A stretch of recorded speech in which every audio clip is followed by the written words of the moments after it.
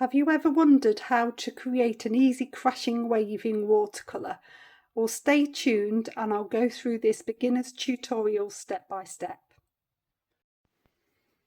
Okay, so I thought I'd tackle a watercolour sunset crashing wave scene today. It's very suitable for beginners, and I'm just using 5 colours, and I'm just going to go through this with you step by step. So I've made up a little bit of a scene. I've got a horizon line halfway down, a big crashing wave, a littler one in the background, the line of the sea coming here, and a little bit of the sun just in this bottom corner. It's in Lincolnshire on the east coast, we don't get many rocks and things like that, so I've gone with our sort of crashing waves. So I've got some masking fluid ready to put on. I just want to talk to you about this brush. So this brush is a cheap hog hair oil painting brush, the sort of ones that you get from a discounted store. A decorating brush would work quite nicely as well. The cheaper the brush, the better. Now, can you see what I'm trying to do to it? So masking fluid ruins your brushes. I try not to use brushes with it if I can help it. I use knitting needles, I use colour shapers, and then wipe those off after.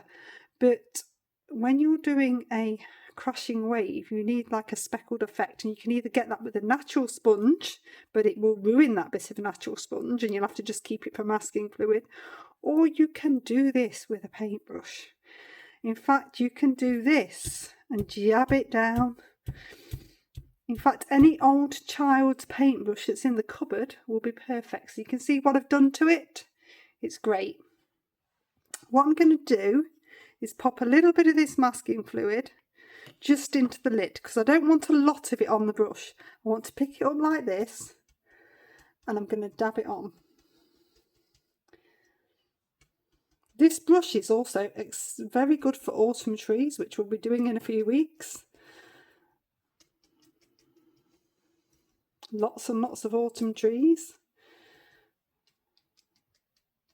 I want to get it so that you've got little bits of the paper still showing through, little bits totally covered. So it's just a stippling action, and this is the masking fluid that's going on.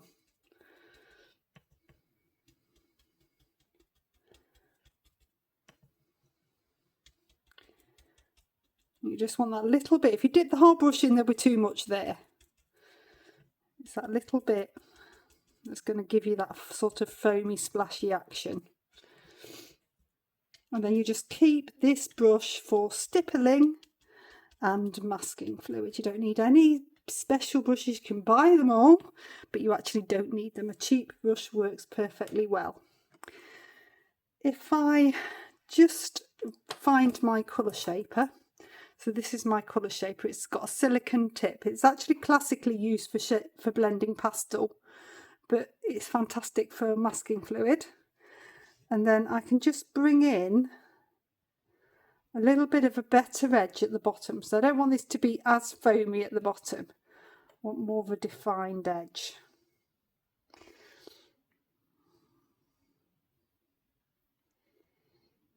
So I'm just bringing this along the bottom edge, just so I know that I've got a good covering of the masking fluid there.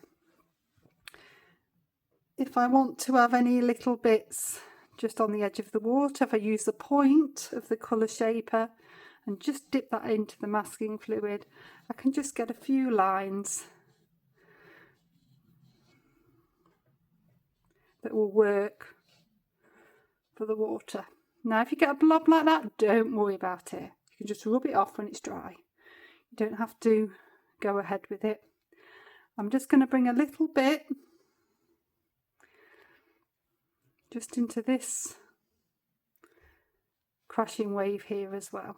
This is a little one behind. And I can just dot a few bits above it that will work just as well. I need that broken edge, that sort of jaggedy bobbly edge, but because it's in the distance, it can be less foamy. So I'm going to dry this off. Okay, so that's nicely dry now. So I'm just going to talk you through the colours that I've got here. So all of these are pea-sized blobs of colour. So this one is a Cotman turquoise, which is a transparent turquoise. I've got raw sienna in Cotman. I've got rose madder in Cotman. And I've got a Prussian blue, which I've taken a tiny bit of the raw sienna into, which makes more of a sea blue colour. And then, so all of those are Cotman. This one is Hematite Genuine, and that's a Daniel Smith. If you didn't have that, you could use any sort of dark brown or grey that would work perfectly in the picture. Again, with this, substitute any of these for similar colours, it will still work. The Daniel Smith, the dark brown one, I've kept that neat.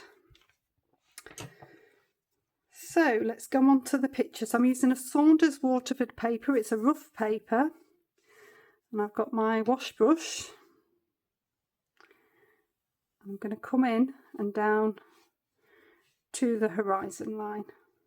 The top of the sea, the bottom of the sky. Make sure that's nice and wet. I'm going to come down to around number 10. So I've got around number 10. I've made sure that it's dry before coming into the raw sienna. So I'm going to bring a bit of raw sienna along this bottom edge.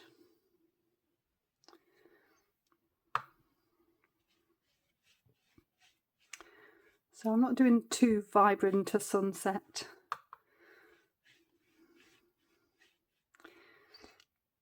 Then a nice tip to stop a sky going green, if you use a little bit of a rose colour, rose madder is less vibrant. I do like permanent rose as well. And you can just bring that in and it stops that blue hitting the yellow of the raw sienna and going green. See, I'm just stroking the colours across. This is a turquoise. Stroking across, left to right, right to left, and blending through. So I don't want to end up with 3 stripes of colour.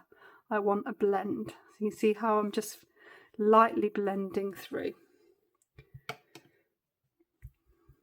So rinse my brush off. I've dried it off on the kitchen towel, and I'm going to dip into that Prussian blue colour. So this has got a tiny bit of raw sienna in.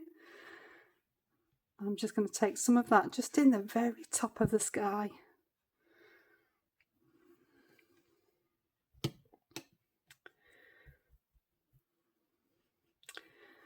While that's settling, I'm going to come on, just make sure your brush is clean, with a little bit of water down at this bottom edge. That was just with my round number 10. And then I'm going to come in with the raw sienna.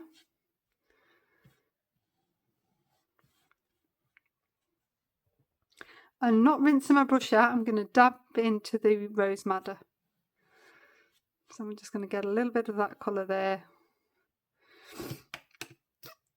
And then I'm going to swap down to a number 6. Just make sure that that is clean. I've dabbed into some water, but then just dried it off a little bit on the kitchen towel, so there's not too much water on there. Around number 6, and I've picked up some of that dark brown colour, which is the Hematite Genuine Daniel Smith. If you haven't got it, just use a dark brown. Any dark brown or any Payne's grey will do. And then just coming along to create a shadow line on the beach.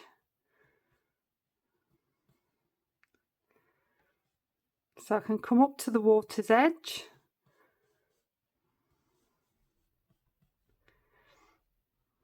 Where I've got that masking fluid.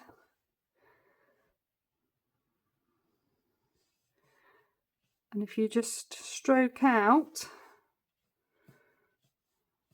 from that line, it's a really nice shadowed effect down there. Okay, I'm just going to quickly dry that off. Okay, so that's nicely dry.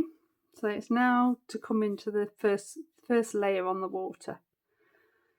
So I'm going to wet all of the water, and the masking fluid is going to resist, which is fine. I'm going to pick up my round number 10. I'm going to come into the turquoise. So that's the lighter of the two colours that we use in the sky.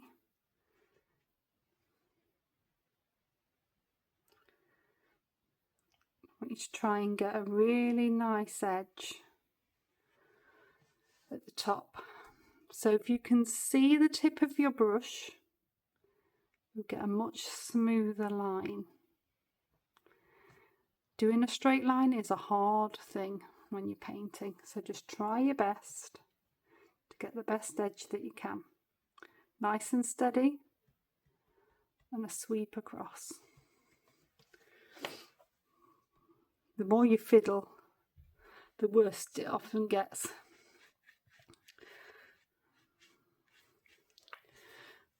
So with this blue, I want you to make sure you're coming over all those bobbly bits, because any little bits that we've left of the white, I want to fill in with this lighter blue.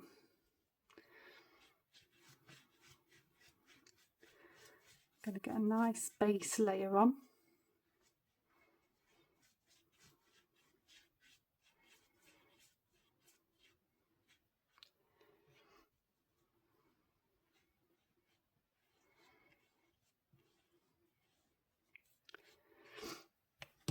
Give my brush a bit of a rinse. I'm going to pick up a little bit of the raw sienna. Now if you drop some of this in towards the front, it'll give an effect of the sand being churned up a little bit. In fact, you can probably drop a little bit in over the crashing wave.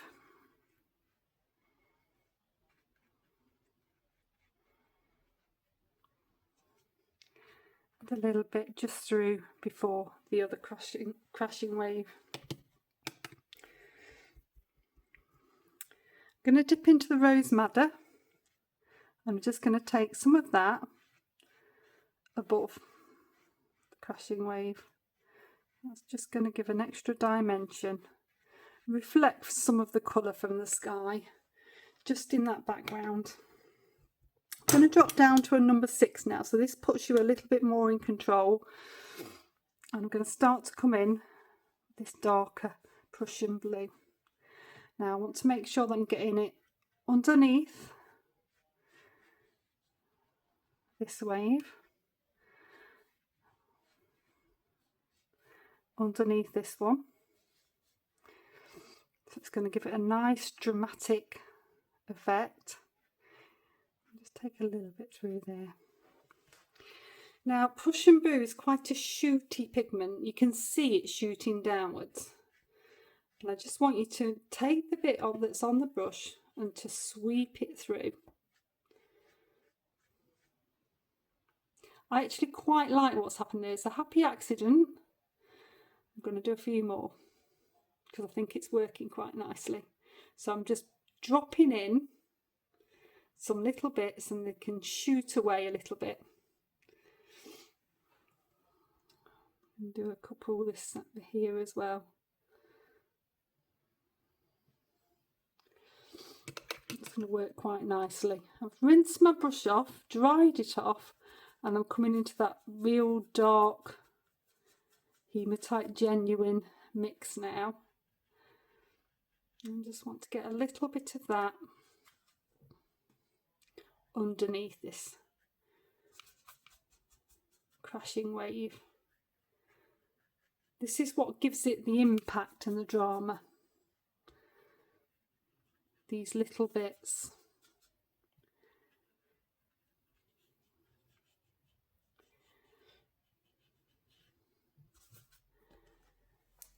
Just need a little bit more of that. So I'm just squirting a little bit more out on the palette. Just making sure I've got enough.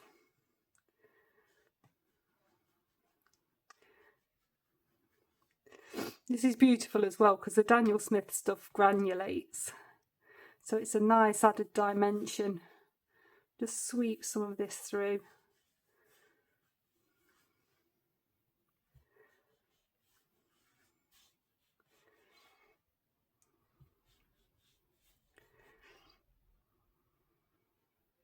Just a couple of little bits here, a little bit underneath there. Okay, I'm going to dry that one off. Okay, so I've dried that off, and just before I rub out the masking fluid, I'm just going to come back on a little bit to the beach. So I've got a little bit more raw sienna. I'm coming on to dry. I want to build up the intensity, so I'm layering. So this is just taking a little bit more raw sienna onto this beach section, just to give that a little bit more warmth. And then I'm going to dip into the Hematite Genuine and just bring this back along this edge. I just really want to build that intensity up. And if you've got the masking fluid on and you want that at the water's edge, it's much easier then to get this shadow in, because it's just very easy to run it along the edge of the masking fluid. You don't have to be too precise. You do that stroke, that horizontal stroke again. This I'm just using my round number 10 to pop these little bits on. I'm going to take a tiny little bit more of the Hematite Genuine in under this crashing wave here as well, just so that it really builds the intensity, and a tiny bit there. If you vary the pressure of your brush, then you get a much nicer natural line. You don't need it to all be the same. Okay, so I'm going to dry this off, and then I'm going to rub off the masking fluid, and then I'll come back to you. Okay, so I've rubbed that masking fluid off now. It takes a bit of work, but you get there. It's a bit of an arm workout. So what I'm going to do now is just shadow in some of this, because it's a little bit too stark. So I have got my turquoise and round number 6, and I'm just going to pop in. So we're starting with this back one, a little bit, so just a little bit of a dabble, just to shadow that in. Turquoise is a perfect colour to do this. And then I'm going to come, just break through. So if you have a thicker line, you just need to break through it a little bit with the turquoise. And then it just works. Just bring that a little bit through, so you've got that nice light edge. Now with the bigger wave, you can just dabble in with a brush, or you can dabble in with a natural sponge. It's entirely up to you. Just make sure that that sponge is clean, that it's well wrung out, that you've dabbed it onto kitchen towel, and you're using the bobbly bits of the sponge. And you can come in and just create the little bits of foamy shadow just by dabbing. It's much easier than trying to do it all with the brush. So I'm just dabbing along, and then with a wet brush I can just come in and soften in little bits of it so that it comes together. So this is just a totally wet brush, and I'm just dabbing it through so that it doesn't look too stark and white. You can take tiny bits of the dark in if you want. So this is the Prussian blue. If I dab this into the couple of places where I've hit water, you can get an extra bit of drama happening within there. It works either way. And you can take a little bit of the very, very dark in as well, because you will get little bits like that. So just in those dabs of water that you've blended, you're just taking those little bits in. If you think, oh, that's too much, then just dab it back out. Just blend it back out with a little bit of water. Just blend that a little bit more.